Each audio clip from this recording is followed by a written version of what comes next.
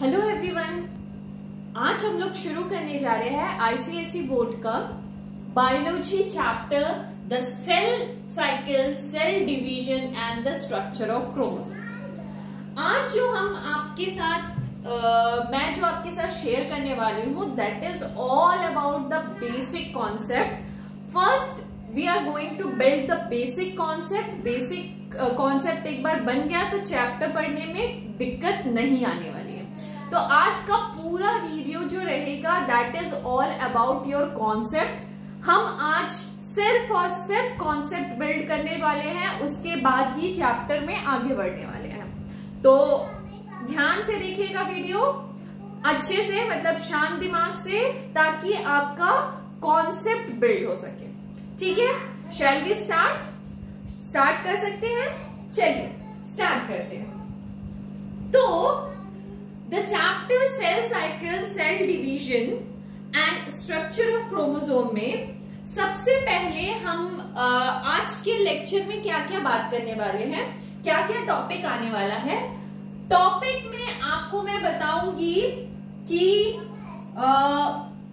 Chromatin किसको बोलते हैं, क्रोमोसोम किसको बोलते हैं और डीएनए किसको बोलते हैं। ठीक है, तो आज की टॉपिक में जो भी डिस्कशन होने वाला है वो ये सिर्फ और सिर्फ 3 बातों पे ही होने वाला है। एंड नाउ, ठीक है, नाम सुना सुना लग रहा है, क्रोमैटिन, क्रोमोसोम, डीएनए, बहुत सुना सुना नाम लग रहा है। नाउ आज की क्लास में जो हम लोग करने वाले हैं, इन तीनों चीजों को बहुत अच्छे से समझने वाले हैं, तभी हम चैप्टर में आगे बढ़ेंगे। ठीक है, तो चलिए जानते हैं कि एक फैक्ट आप लोगों को पता है कि हमारे ह्यूमन बॉडी में, हमारे ह्यूमन बॉडी में is made up of 40 to 50 trillions of cell. Cell के बारे में तो हम लोगों ने पढ़ चुका है, क्लास 9th से ही हमको सेल के बारे में थोड़ा बहुत आइडिया है कि प्लांट सेल क्या होता है, एनिमल सेल क्या होता है। तो हमारा जो ह्यूमन बॉडी है वो 40 to 50 ट्रिलियंस ऑफ सेल से बना हुआ है। जस्ट इमेजिन कि मतलब हमारे बॉडी में कितने सारे सेल्स हैं। सो आज के वीडियो में, आज की क्लास में हम लोग क्या करने वाले हैं, एक सेल को पिक करने वाले हैं। इस 40 to 50 ट्रिलियंस ऑफ सेल से एक सेल को पिक करेंगे, उसको खोलेंगे और उसके बारे में सारी की सारी डिटेल्स, इंफॉर्मेशन गैदर करेंगे। ठीक है, डन? चलिए, ठीक है। सो हमने एक सेल उठाया, उसके बारे में डिटेल पढ़ेंगे। अच्छा, चलिए थोड़ा सा ना information I want to give you about animal cell और प्लांट सेल। ठीक है, जस्ट थोड़ा सा इंफॉर्मेशन। और आपका जो फर्स्ट चैप्टर है that is all about cell and cell organelles के ऊपर ही है। अगर आप लोगों ने वो चैप्टर नहीं पढ़ा है तो प्लीज गो थ्रू करिए। आप अपने 9th की बुक को भी रेफर कर सकते हैं और आपको चैप्टर इजीली समझ में आ जाएगा। फिर भी थोड़ा सा detail, suppose this is a animal cell, ठीक है, and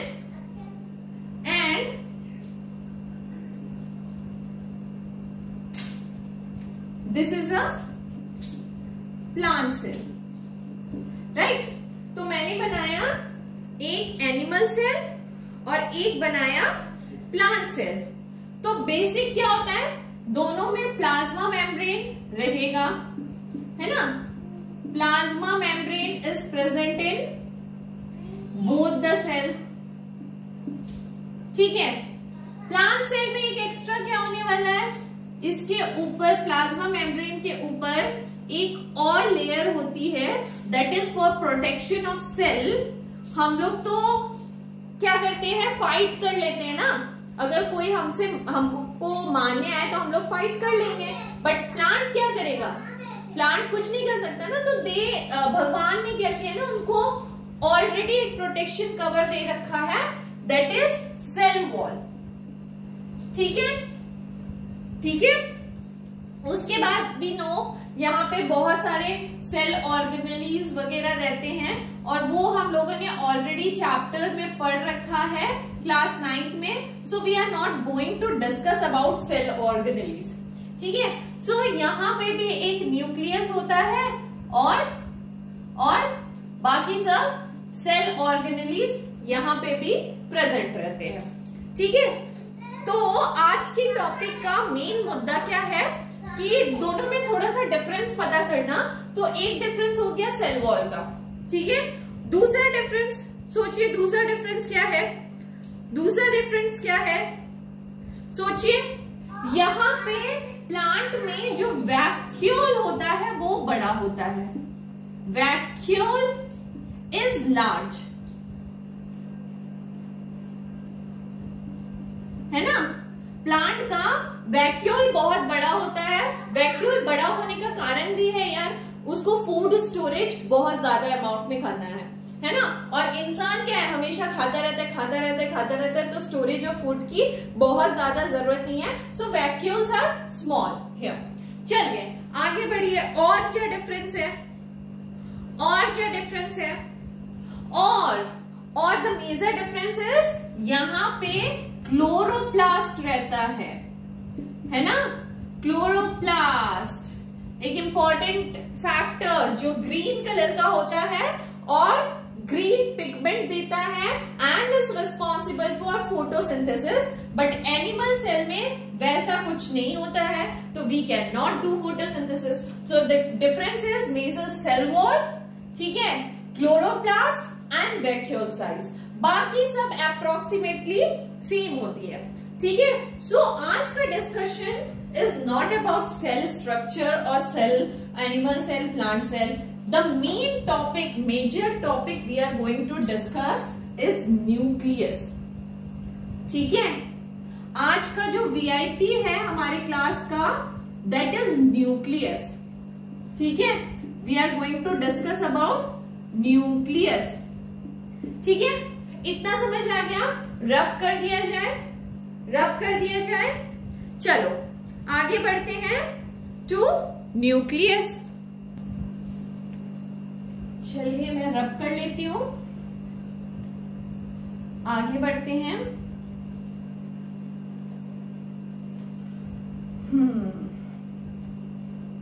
okay, so our next topic is nucleus, ठीक है।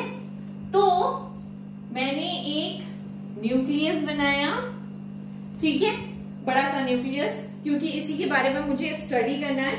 सो न्यूक्लियस के अंदर आप लोगों को पता होगा, ये स्ट्रक्चर आप लोग पढ़ के आए होंगे कि न्यूक्लियस के अंदर क्या प्रेजेंट रहता है।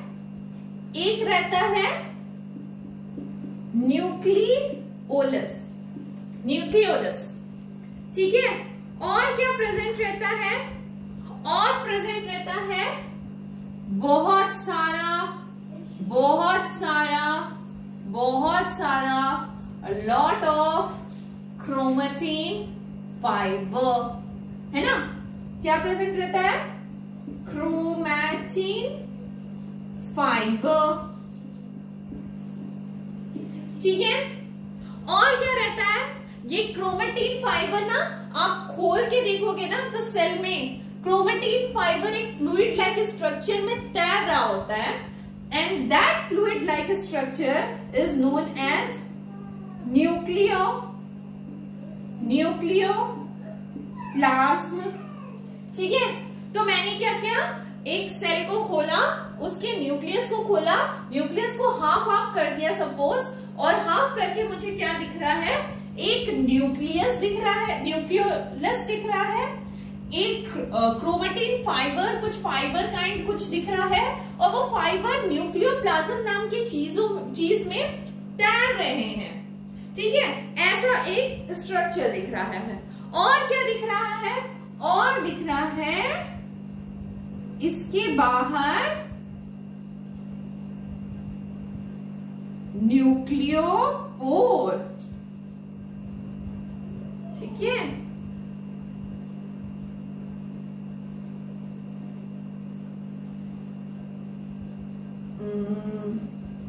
just give me some time so I can draw the structure. ठीक है, so a pore kind structure is there. यहां पे एक पोर दिख रहा है आपको, खाली जगह. so this is न्यूक्लियोपोर. ठीक है, एक पोर होता है. ठीक है, और क्या होता है? और होता है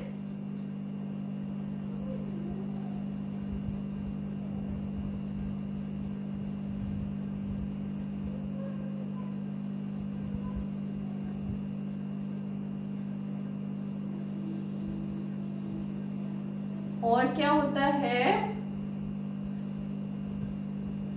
अच्छा, ये ना, ये जो चीज है ना, ये चारों तरफ होगा.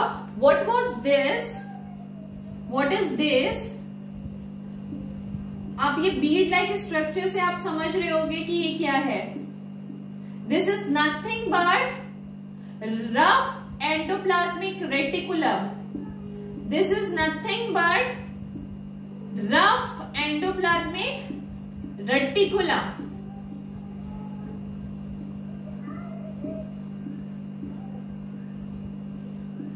What is this? Rough endoplasmic reticulum. ठीक है, so why rough endoplasmic reticulum? Because यहाँ पे राइबोसोम्स प्रेजेंट है. राइबोसोम्स प्रेजेंट है, और जहां पे राइबोसोम बीड लाइक स्ट्रक्चर नहीं हो तो वो हो जाएंगे स्मूथ एंडोप्लाज्मिक रेटिकुलम. बट वो मैटर नहीं है. आज हमारा वीआईपी कोई और है. कौन है? न्यूक्लियस. कौन है? न्यूक्लियस. सो न्यूक्लियस के बारे में मैंने ये समझा कि एक न्यूक्लियोलस होता है अंदर, और न्यूक्लियोप्लाज्म में क्रोमेटिन फाइबर तैरते रहते हैं. यहां तक स्ट्रक्चर समझ आया? क्लियर है? किसी को कोई डाउट? अगर डाउट है तो कमेंट बॉक्स पे लिखिए. सो मैं यहां पे ना एक सेंटेंस लिखने वाली हूं, दैट इज वेरी इंपॉर्टेंट. मैं लिखने वाली हूं, the genetic material, the genetic material in the nucleus,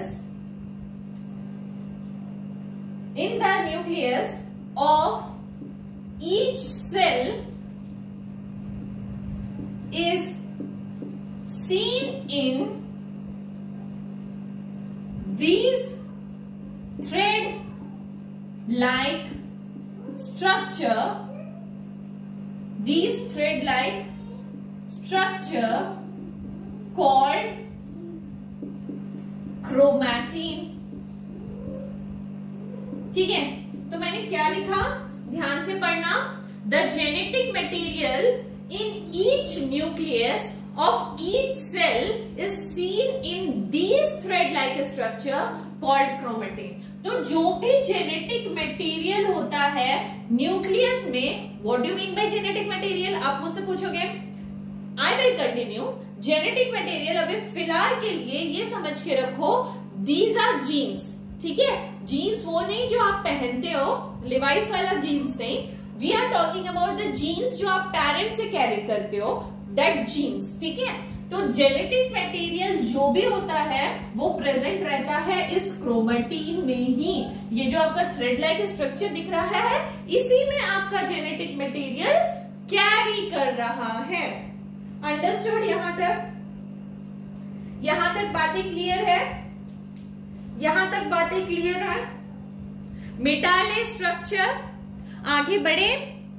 okay, चलिए बेस स्ट्रॉन्ग करते चले, कॉन्सेप्ट बिल्ड करते चले. तो यहां तक हमें समझ आया कि न्यूक्लियस में भैया एक न्यूक्लियोलस होता है और न्यूक्लियोप्लाज्म होता है.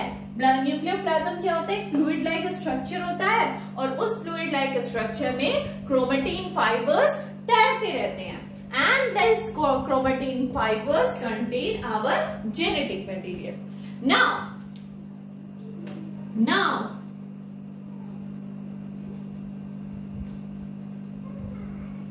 We go for this structure. जानते हो, पहचानते हो, कभी देखा है ये स्ट्रक्चर? ठीक है. अब यहां पे भी मैं एक सेंटेंस लिखने वाली हूं. The sentence is during cell division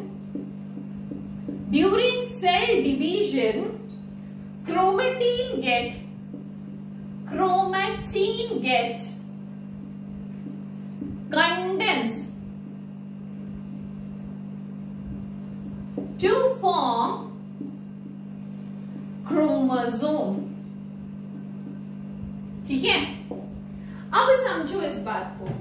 क्या लिखा मैंने लिखा सेल डिवीजन के टाइम पे क्रोमेटिन, जो हम थ्रेड लाइक स्ट्रक्चर अभी तक देख रहे थे, वो क्या होंगे, वो कंडेंस हो जाएंगे टू फॉर्म क्रोमोसोम. मतलब ध्यान से सुनो, अगर ये थ्रेड लाइक स्ट्रक्चर ही है, सपोज मान लो तुमने एक बॉल में नूडल्स लिया है बहुत सारा, ठीक है, एंड दैट नूडल्स को सपोज करो दैट इज क्रोमेटिन फाइबर. ठीक है. तो उस क्रोमेटिन फाइबर में अब तुम्हारी सिस्टर ने बोला कि वो जो नूडल्स आपने बोल में लिया है, सिस्टर या ब्रदर जो भी है, उन्होंने बोला कि जो भी आपने नूडल्स बोल में लिया है उसमें से इक्वली हाफ मुझे दीजिए. ठीक है. इक्वल हाफ करना होगा आपको, मेरे साथ शेयर करना होगा, और that half should be equal. ठीक है. थोड़ा ज्यादा नहीं, थोड़ा कम नहीं. ठीक है. एकदम इक्वल चाहिए उसको. आप क्या करोगे, सोच के देखो, आप क्या करने वाले हो? कंफ्यूज्ड? मतलब इक्वल कैसे कर सकते हैं यार, दिखेगा equal, we can say that, but exactly तो इक्वल नहीं होगा ना. तो वैसे ही अगर मान लो हमारे न्यूक्लियस में वो थ्रेड लाइक स्ट्रक्चर है, और सेल डिवीजन के टाइम में क्या होता है, सेल डिवाइड होता है, एंड सेल डिवाइड होता है तो फिर क्या होता है, every material should be divided equally. ठीक है. अब इक्वल डिवीजन करना है वो थ्रेड लाइक स्ट्रक्चर को. यू थिंक ना कि वो नूडल्स को नहीं कर पा रहे, तो हम वो थ्रेड लाइक स्ट्रक्चर को डिवीजन करना इज वेरी टफ. ठीक है. तो उस चैलेंज को टैकल करने के लिए ना नेचर ने बहुत स्मार्ट गेम खेला है. क्या गेम खेला है? उन्होंने क्रोमेटिन को कंडेंस कर लिया है. ठीक है. क्रोमेटिन को क्या किया है, कंडेंस किया है. कंडेंस करके एक क्रोमोसोम का स्ट्रक्चर दे दिया है. अब यहाँ ये जो हम, अगर मैं बोलूं ना क्रोमेटिन और chromosome, these two terms are same, बस क्रोमेटिन का कंडेंस फॉर्म है क्रोमोसोम. ठीक है. अंडरस्टूड. ठीक है. अब नंबर ऑफ क्रोमोसोम के ऊपर ना स्पीसीज वेरी करते हैं. Like human being contain 23 pairs of chromosome. Human being के पास कितने क्रोमोसोम होते हैं? 23 पेयर्स ऑफ क्रोमोसोम, यानी कि 46 क्रोमोसोम्स होते हैं. ठीक है. और अगर 46 क्रोमोसोम होते हैं तो एक सेल से मान लो अगर मुझे इक्वली हाफ करना है तो 23 एक के पास, 23 दूसरे के पास जाना जरूरी है. किसी में भी कम ज्यादा हुआ यानी कि डिफेक्ट हो जाएगा, है ना. And we don't want this defect. तो क्या होता है, कंडेंस कर लेते हैं. ठीक है. अगर कंडेंस कर लिया तो क्या होता है, डिवीजन अगर होगा, सेल डिवीजन होगा, सपोज यहां से, तो ये हाफ एंड ये हाफ बढ़ जाएगा. This go for one cell, this go for another daughter cell, this go for one daughter cell, this go for another daughter cell. Easy हो गया ना. समझ आ रहा है, समझ आ रहा है, क्लियर हो रहा है थोड़ा सा. Very nice, very nice. ठीक है. ठीक है. ओके. ओके. अच्छा, I want to add one more thing, कि अगर आप ना ऐसे ही सेल को देखते हो ना, तो अंडर द माइक्रोस्कोप भी ना आपको कुछ नहीं दिखने वाला है. ठीक है. तो सेल को देखने के लिए ना पर्टिकुलर कलर करा जाता है, मतलब हर एक चीज के लिए ना पर्टिकुलर कलर होता है फॉर विजुअलाइजिंग, क्योंकि अदरवाइज वो ट्रांसपेरेंट दिखने वाला है. तो अगर आप वहां पे लैब वगैरह गए होगे तो आपने नाम सुना होगा एसिटोकैलामाइन, नाम सुना होगा एसिटोकैलामाइन, ठीक है। तो इस स्ट्रेन का यूज किया जाता है फॉर कलरिंग द क्रोमोसोम, और क्रोमोसोम कौन से पोजीशन पे है, कौन से स्टेज पे है, उसको देख के ऑब्जर्व किया जाता है, ठीक है। क्लियर? ओके, ये भी क्लियर हो गया, ठीक है। एंड द नेक्स्ट थिंग कि सबसे पहले क्रोमोसोम किसने देखा था, सबसे पहले क्रोमोसोम किसने देखा था, ठीक है। तो नाम था वेल्टर फ्लेमिंग, नाम था उनका वेल्टर फ्लेमिंग, ठीक है। वेल्टर फ्लेमिंग ने सबसे पहले क्रोमोसोम को स्टडी किया था इन 1882, ठीक है। किसके ऊपर? एन एम्फीबियन, एक एम्फीबियन था सैलामेंडर, एक एम्फीबियन है, उसका क्रोमोसोम देखा था, ठीक है, क्रोमोसोम देखा था। अब now understood this term, what do you mean by chromosome, ठीक है। तो वहां पे क्रोमो का मतलब क्या होता था? Chromo means colour, chromo means colour, ठीक है, and some means cell, chromo means colour and some means cell. तो वो सेल का वो पोर्शन जो कलर ले ले, मतलब एसिटोकैलामाइन में दूं और उस पोर्शन में कलर आ जाए and we can see the things, तो मतलब क्रोमोसोम नाम का एक चीज था जिसने एसिटोकैलामाइन का कलर, मतलब इसका कलर एक्चुअली में रेड होता है, इसलिए मैंने रेड से लिखा है, ठीक है। सो रेड कलर अगर इस क्रोमोसोम ने ले लिया तो this sales contain the colour, तो इसीलिए हम क्रोमोसोम बोलते हैं, ठीक है। कलर सेल मतलब जिस चीज ने, जिस सेल ने, सेल बॉडी ने, सेल या बॉडी भी बोल सकते हो, जिस बॉडी ने कलर ले लिया उसको हम कहेंगे क्रोमोसोम, ठीक है। यहां तक clear? Very nice, very nice, ठीक है, यहां तक तो क्लियर हो गया। And now come to some facts, ठीक है, कम टू सम फैक्ट्स,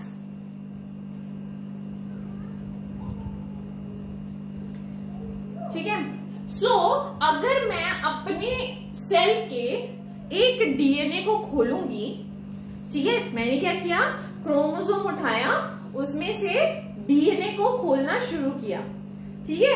तो मेरा जो डीएनए होगा दैट इज 2.2 मीटर लॉन्ग, ठीक है, कितना लंबा होगा? 2.2 मीटर लॉन्ग, ठीक है। अगर मैं अनवाइंड करूंगी 1 सेल का डीएनए को, एक सेल के डीएनए को अनवाइंड करती हूं तो वो 2.2 मीटर लॉन्ग होता है। जस्ट इमेजिन, इतना बड़ा चीज तुम्हारे एक सेल में घुसा हुआ है, ठीक है, ओके। और अगर मैं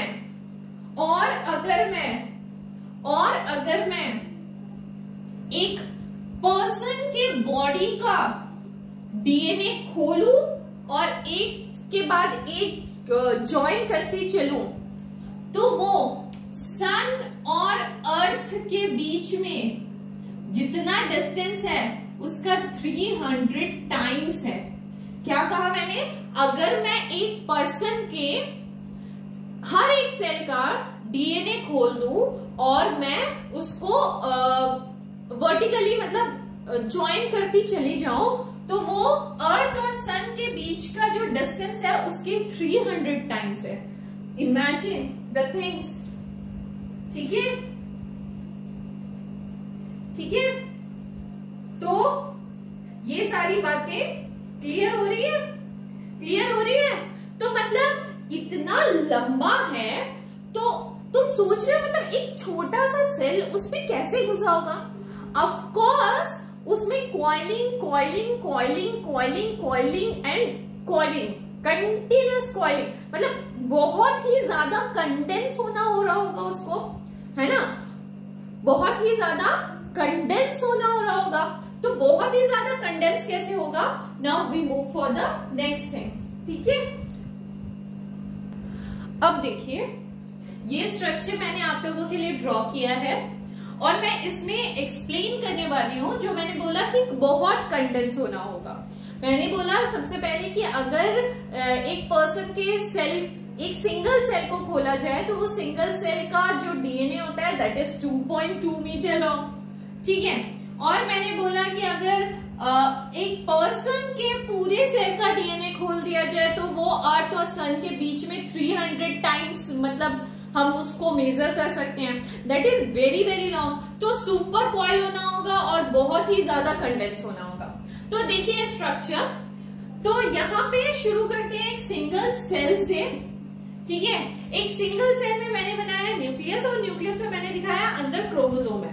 क्रोमेटिन फाइबर ऑब्वियसली कंडेंस हो चुका है एंड कंडेंस होके क्रोमोसोम का फॉर्म ले लिया, ठीक है। Now we open one single chromosome and this chromosome, इसके अंदर क्या होगा? इसके अंदर सुपर कॉइल्ड वे में क्रोमेटिन फाइबर होगा, है ना। तो सुपर कॉइल्ड होके क्रोमेटिन फाइबर क्रोमोसोम का स्ट्रक्चर बना लिया था और मैंने उसको भी खोला, ठीक है। खोला तो मैंने जब देखा खोल के तो वहां पे मुझे ऐसे बीड्स लाइक स्ट्रक्चर दिखाई दिए। What is this beads like structure? This is nothing but histone protein, histone protein.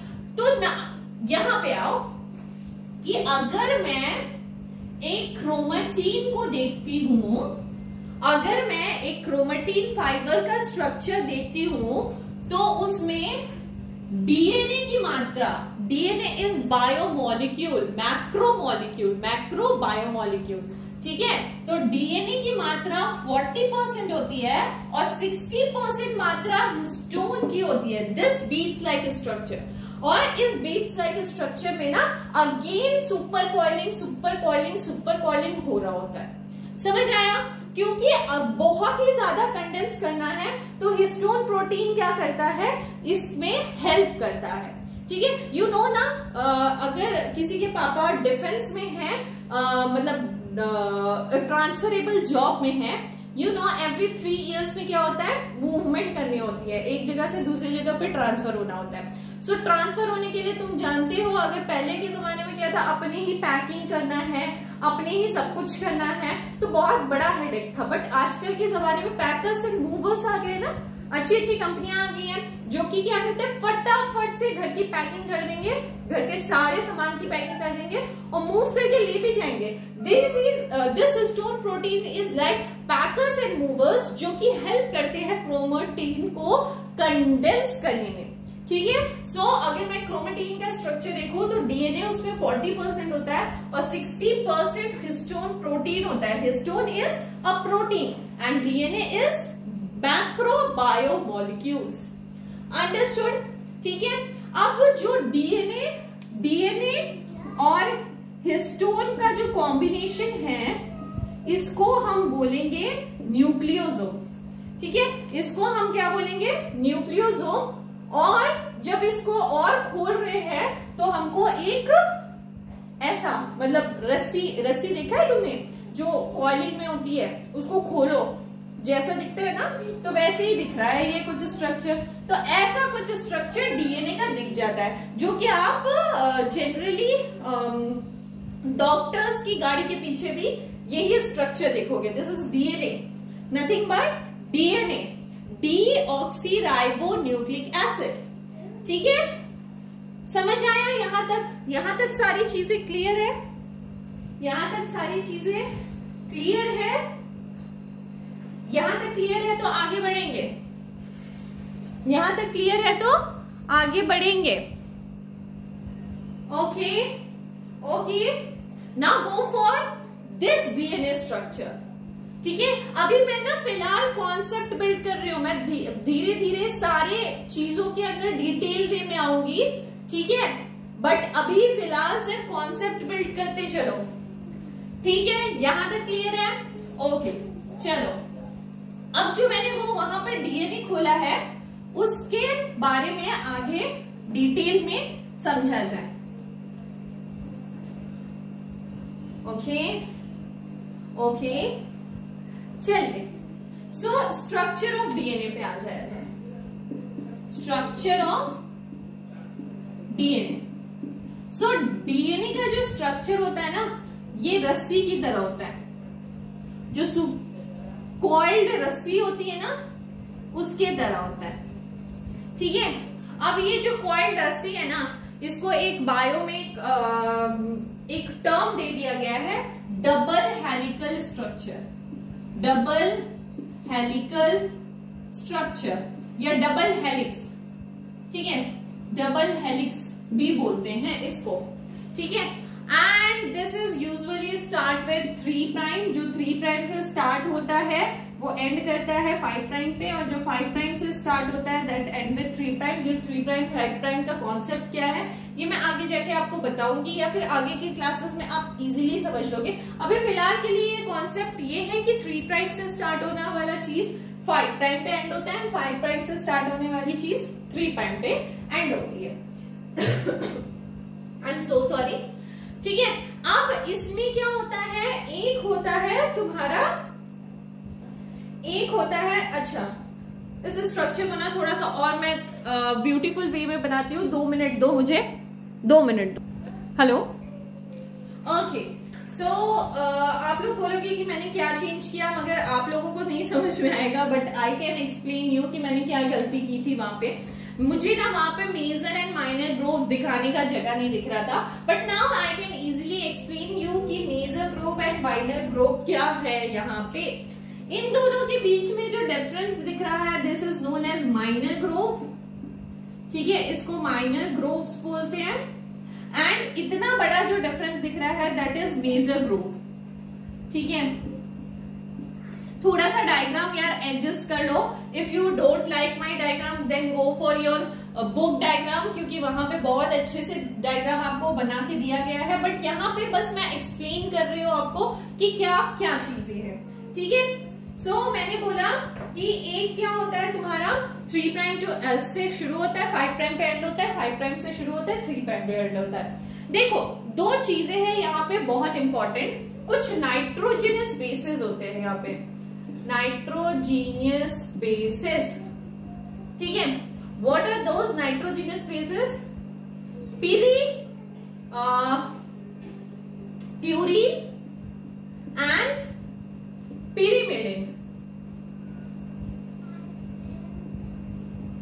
ठीक है, प्यूरीन एंड pyrimidine। प्यूरीन्स में आते हैं तुम्हारे एडेनिन एंड ग्वानाइन, ठीक है, और pyrimidine में आता है तुम्हारा cytosine and guanine, thymine and cytosine, thymine and cytosine. Let me check the spelling of thymine, yes I am correct, okay. So यहाँ पे ना नाइट्रोजिनस बेसिस होते हैं। कुछ नाइट्रोजिनस बेसिस का नाम क्या है, कुछ होते हैं प्यूरीन एंड कुछ होते हैं pyrimidines। बहुत सारी चीजें हैं, आपको गैदर करने में थोड़ा टाइम लगेगा, बट इजी है यार। Purine and pyrimidine, purine and pyrimidine को ना तुम 2 घर समझो, ठीक है। प्यूरीन इज 1 घर, pyrimidine इज अनदर घर, ठीक है। सो प्यूरीन के पास ना 2 बच्चे हैं, 1 इज एडेनिन और 1 इज ग्वानिन, एंड pyrimidine के पास भी 2 बच्चे हैं, 1 is thymine and 1 is cytosine. And you know that brother और सिस्टर में हमेशा झगड़ा होता रहता है। सो झगड़ा होता रहता है ना, तो एडेनिन का जो बेस्ट फ्रेंड है ना दैट इज थाइमिन, वो जाके हमेशा थाइमिन को बताता है, और ग्वानिन का जो बेस्ट फ्रेंड है ना दैट इज साइटोसाइन, वो जाके हमेशा साइटोसाइन को बताता है। So adenine and thymine are best friend and guanine and cytosine are best friend, but ये दोनों बच्चे ना आपस में लड़ते रहते हैं, आपस में साथ में नहीं रहना। बच्चों के साथ जानते हो ना, भाई बहन में तो एकदम बच्चे में एकदम तगड़ा वाला फाइट होता है, सो वैसे ही तगड़ा वाला फाइट है। They don't pair with each other, but adenine जाके थाइमिन से फ्रेंडशिप करेगा एंड ग्वानिन जाके साइटोसाइन से फ्रेंडशिप करेगा। इतना कॉन्सेप्ट अगर बिल्ड हुआ तो यस बोलिए, ठीक है, यस, कमेंट में यस लिखिए।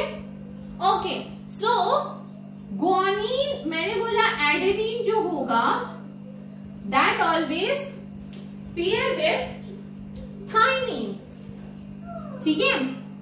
और मैंने बोला ग्वानिन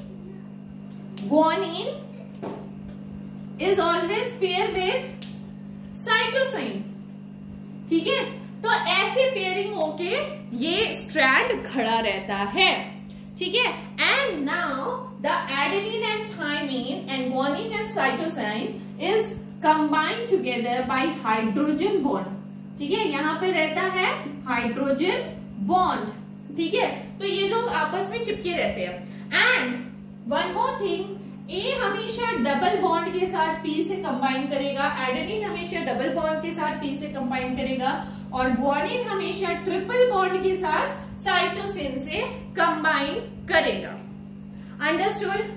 यहां तक बातें क्लियर हैं, ठीक है। These are base pairs, these are known as base pairs, nitrogenous base pairs, ठीक है। यहां तक ठीक है। अब इनको खड़ा रखने के लिए ना, इस स्ट्रक्चर को खड़ा रखने के लिए ना, एक शुगर फॉस्फेट बैकबोन की जरूरत होती है। ये ऐसे ही ना खड़ा नहीं रह पाएगा, इसको शुगर फॉस्फेट बैकबोन की जरूरत होती है, ठीक है। So what is sugar phosphate backbone? यहां पे एक शुगर, पेंटो शुगर लगा होगा और वो फॉस्फेट के साथ जुड़ा होगा, अगेन यहाँ पे फॉस्फेट होगा, अगेन ये यहाँ पे पेंटो शुगर रहेगा, और ये शुगर कैसा होगा? डीऑक्सीराइबोज। ये शुगर कैसा होगा? डीऑक्सीराइबोज, ठीक है। यहाँ पे अगेन शुगर और ये फॉस्फेट के साथ जुड़ा होगा, that's why this is known as sugar phosphate backbone, ठीक है। And the full form of DNA is deoxyribonucleic acid, deoxyribonucleic acid, ठीक है। क्यों डीऑक्सीराइबोस बोलते हैं? क्योंकि यहाँ पे जो शुगर है दैट इज डीऑक्सी, ठीक है। तो शुगर फॉस्फेट का बैकबोन जो है ये स्टैंड करता है हमारे डीएनए के स्ट्रक्चर को। सो यहां तक बातें क्लियर हुई?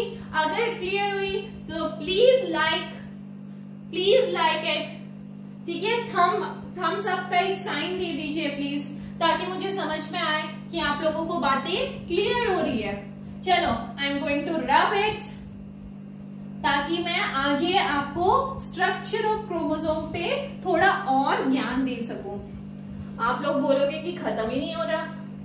दिस इज द बेसिक यार। अगर आप लोगों को ये समझ में आ गया ना, सो चैप्टर एक बार रीड करोगे आपको सब समझ में आ जाएगा, ठीक है।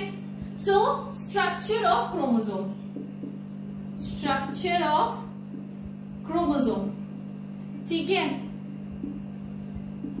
स्ट्रक्चर ऑफ क्रोमोसोम में यू नो दैट जो क्रोमोसोम होता है कुछ पेयर में, हमेशा क्रोमोसोम जो होता है ना, इसको भी हम एक सिंगल को ही हम क्रोमोसोम बोलते हैं, बट क्रोमोसोम जो रहता है ना वो ऑलवेज प्रेजेंट पेयर में रहता है, इसीलिए हम ज्यादातर क्रोमोसोम को ऐसे दिखाते हैं, ठीक है, ठीक है। So chromosome always find in pair, so हम लोग ऐसे दिखाते हैं, अदरवाइज क्रोमोसोम इज दिस, ठीक है, ठीक है, ठीक है। And the top most position, topmost position, this one is known as telomere. Telo means end position, mere means position, मतलब telo means end, mere means position, so end वाले position को हम बोलेंगे telomere, ठीक है, ठीक है, ठीक है। एंड दिस कंस्ट्रिक्शन, जहां से ये क्रोमोसोम जो है अटैच हो रहा है, इसको बोलेंगे सेंट्रोमियर, ठीक है। ठीक है, okay. And these are what? These are two sister chromatid, sister chromatid. You know chromatid ना, क्रोमैटिन फाइबर्स। सो दो क्रोमैटिन फाइबर आपके अटैच हो गए, क्योंकि chromosome always find in pair, वो कभी अलग नहीं रह सकता। So always present in pair. So ये दो पेयर क्रोमैटिन के साथ हो गए, तो सिस्टर क्रोमैटिड। ठीक है, ठीक है। एक आर्म को हम पी आर्म बोलते हैं और एक को क्यू आर्म बोलते हैं। जनरली इसका नाम, बस नाम दिया गया है, ओके, ठीक है।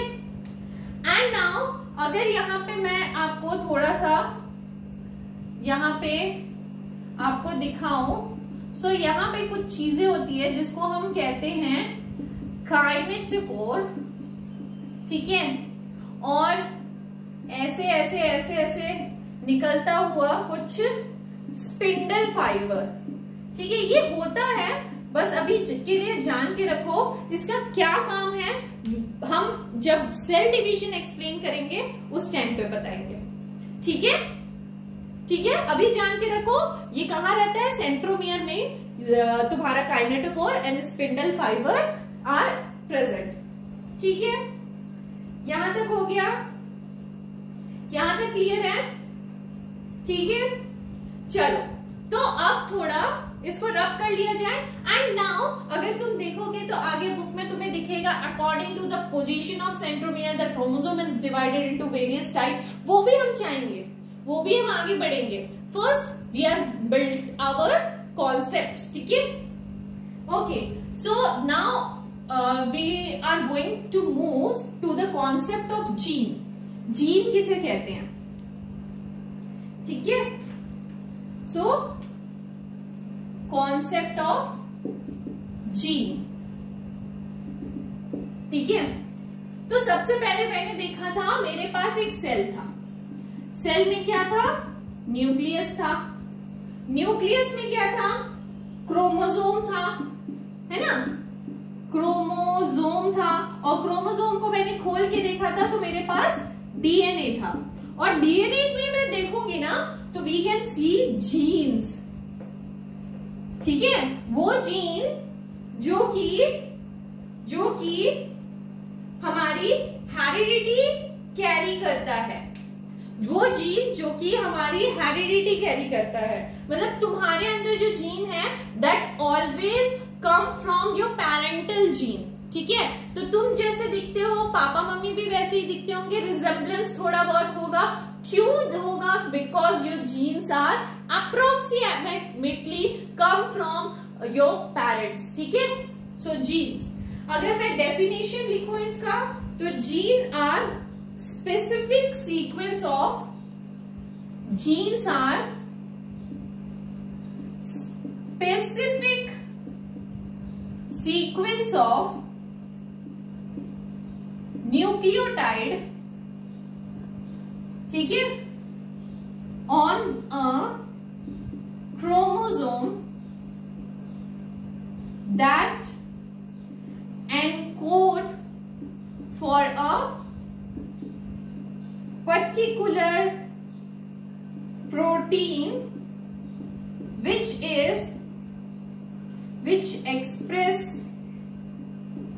in the form of some particular feature of your body, ठीक है। बड़ा सा एक डेफिनेशन लिख दिया, बट है क्या? Genes are the specific sequence of nucleotide, वही न्यूक्लियोटाइड जो कि मैंने सिखाया तुमको as a AT and GC, है ना।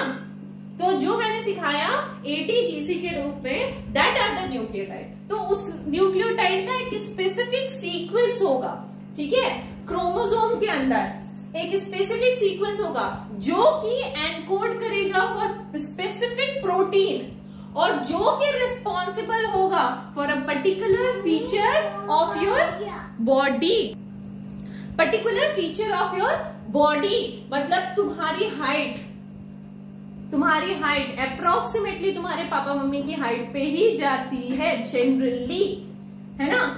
तुम्हारा आंखों का कलर तुम्हारे मम्मी पापा के आंखों का कलर से अप्रोक्सीमेटली मैच करता है। क्यों?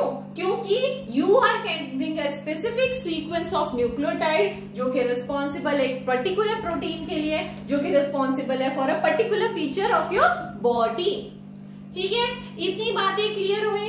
That's all about the chapter जो कि हम बेस आपका क्रिएट करना चाहते थे। अगर नहीं समझ में आया, go for the video again, एक बार और देखिए, बट बेस स्ट्रॉन्ग कर लीजिए। ठीक है, सो आज के लिए बस इतना ही।